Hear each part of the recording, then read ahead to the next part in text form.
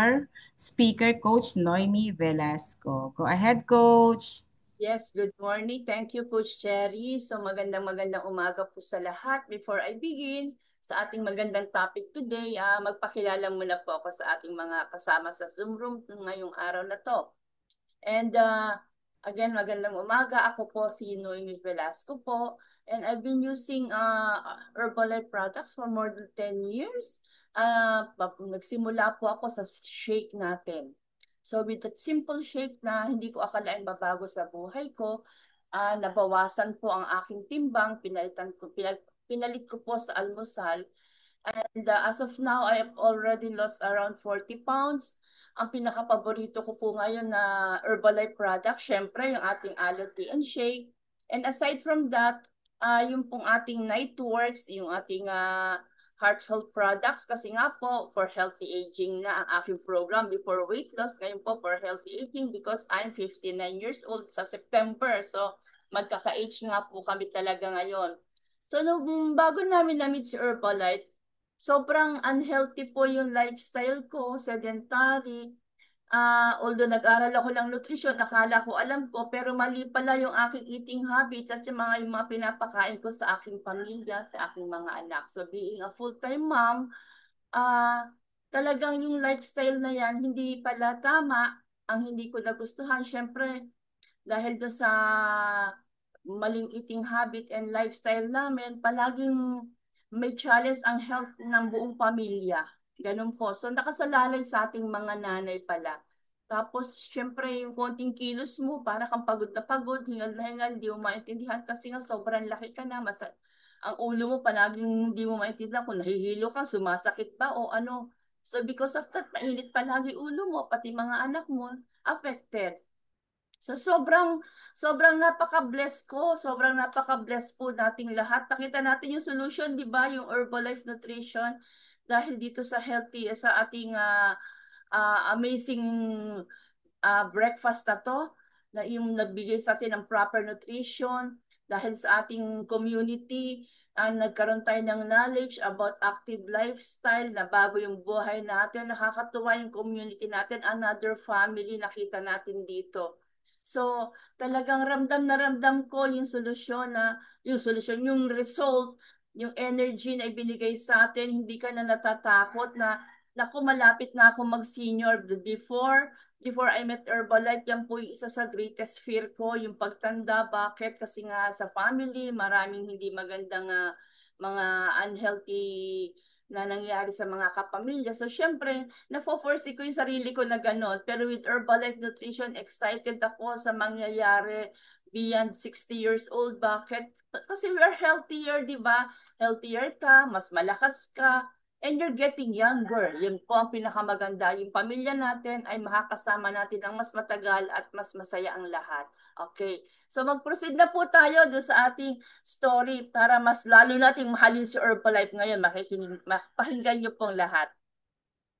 So yung ating pong topic today is how to keep teens healthy when they are away from home. Ito po, very ano po to sa akin kasi mga anak ko po nandiyan sa ganyang age. Ito po ay isinulat ni Susan Bowerman.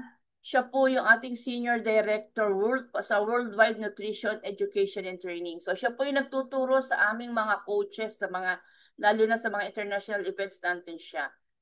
So sabi ni Susan Bowerman, bilang magulang na as parents tayo, pwede natin silang bigyan ng mga healthy foods na niluluto natin. Akala natin ay healthy, ganon. Pero sa bahay, napapakain natin sila ng mga pagkain maayos, pero pag lumabas sila sa bahay natin, hindi na natin alam. Lalo na ngayon, di ba, pasukan na po. So at home, minsan napipilit natin kumain ng gulay, ganyan. Pero paglabas sa bahay, hindi natin alam ano bang kinakain nila. So, yung mga teenagers kasi ay bakit nagkakaroon ng ganyang issues na unhealthy eating dahil yung access nila sa junk food, especially nga when they go out, nasa school, may mga baon sila, nakakabili sila whatever na makita nila. Tapos yung mga schedules nila, number two, lalo na ngayong pasukan na naman sa school, sobrang busy ng schedule, maraming activities. So, nape-prevent yung kanilang pagkain ng maayos. And of course, yung peer pressure, di ba? Yung mga kabarkada. Siyempre sa ating mga coaches, sa ating mga into program na nakakontrol natin while they are at home. Pero pag lumabas na po kasama ng mga kaibigan, nagyayaya, kumain ng ganito, kumain ng ganyan, mag-share sa kanila ng food na hindi naman healthy. So, yan po yung mga dahilan bakit yung mga bata ay nakakakain ng hindi tama pag lumabas sa bahay. So, ito naman, sabi niya, meron sinuggest si Susan Bowerman na gawin nating practice para ngayon pa lang masimulan natin, masigurado natin na yung ating mga anak will maintain healthy eating habits anywhere at anytime kahit saan sila magpunta. So unang-una daw, set a good example. So as parents, tayo po, kailangan makita din nila sa atin that we practice what we preach. Hindi po pwede sabihin natin na uminom ka ng aloe shake, ito gawin mong breakfast, si Herbalife na breakfast, pero tayo naman, ang kinakain natin, kumusta, ano ba, di ba? Di pwedeng sabihin natin ganun, tayo pala naka-noodles sila, pinainom natin ng shake. So, dapat everybody sama-sama kumain ng tama. Yan. So, yan, nakikita niyo po sa picture, yung aking anak, before bata pa siya, sinimulan na po namin na sa morning, sabay-sabay kami, at lumaki sila. Nakasama namin nag-aalmusal ng ating uh, healthy breakfast replacement, yung pong ating shake, aloe, and tea. Kaya naman siya ngayon, 16 years old na si Bunso, yan pa rin po ang ginagawa niya before going to school. Wala akong problema sa umaga kung ano ba ang kanilang kakainin. Number two, teach them to make smart food choices. Siyempre, pag nakikita nila sa atin na marunong tayong pumili, tama yung pinipili natin pagkain kapag lalo na kung tayo nasa labas, ganun din na magiging kanilang habit. Katulad baga, di ba, hindi na natin maiwasan mga fast foods o yung mga burger na yan. No? Instead, yung mga double burger, quarter pounders, piliin nila yung chicken, mas healthier option, di ba? Yung fries, wala tayong magagawa. Pag nasa labas sila, di natin sila mapipigilan. So, i-encourage natin sila. Huwag na yung malaki anak. Okay na yung mas maliit, di ba? At least, hindi ganun kadami ang pangit na papasok sa katawan nila. And instead of getting yung mga carbonated soda na punong-puno ng sugar, piliin nila yung mga water, best choice, o kaya yung mga fruit juices na talagang alam natin, meron namang available sa market ng mga fruit juices na yan. Pero ang best option, pagbaunin po natin sila ng kanilang iinumin. Hindi po ba? Para sigurado. And number three, sabi dito daw, yung mga bata, habang lalo na ngayon pasukan, di ba, pumasok na sila sa school, especially mga high school. Sa mga ibang schools, may mga vending machine, yung lalagyan ng barya, lalabas yung pagkain mapipili nila. So, isa yan sa mga dahilan nakaka-attract sa mga bata, di ba? So, kailangan meron silang magagandang options. Tayo as parents, pwede nating isuggest, di ba, meron mga PTA meeting during the meetings na talagang mag-voice out tayo, sabihin natin sa school na kung pwedeng bigyan yung mga bata ng options, healthy options sa school. Dito sa Pasig, meron nga po dito school na na-award ng because of giving healthy foods, healthy options sa kanilang canteen sa mga estudyante. So, ganun po, pwede tayo mag-voice out sa school natin at isuggest natin yung makabubuti sa mga bata. At saka marami na rin namang mga school ngayon na nagbabawal na ng mga junk foods and soda sa school nila. So, yun po.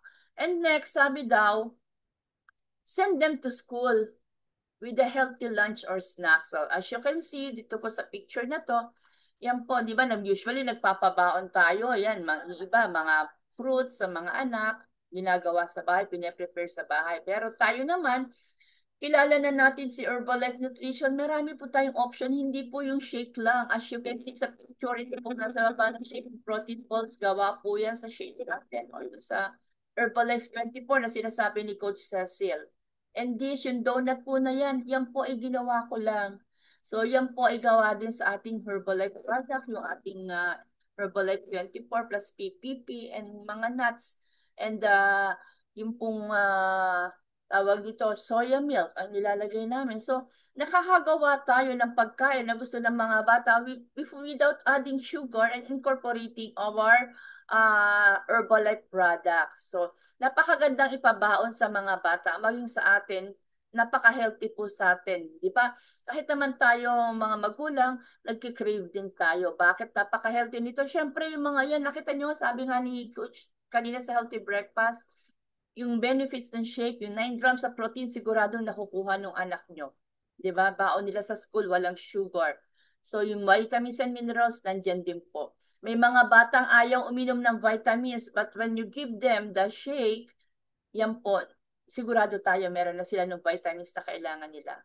And ito po, number 5, get them involved in meals. So, wayaan natin silang makialam sa pagpiprepare ng pagkain sa kusina o sa bahay man. Katulad yan, yung anak ko po, siya din. Marunong na silang magawa ng sarili nilang breakfast, so hindi ko na problema. At pag nakagista nila yan, na na-involve sila sa paggawa ng pagpe-prepare ng pagkain, makakalakihan na with or without us, nasa labas man tayo mga nanay, mga tatay, hindi tayo mangangamba na sila ikakain ng mali at magugutom. Yun lang po ang aking kailangan natin gawin. Turuan lang po natin sila. And ipaliwanag din natin sa kanila yung the need for high octane fuel. Di ba parang sa sasakyan yung katawan natin, di ba?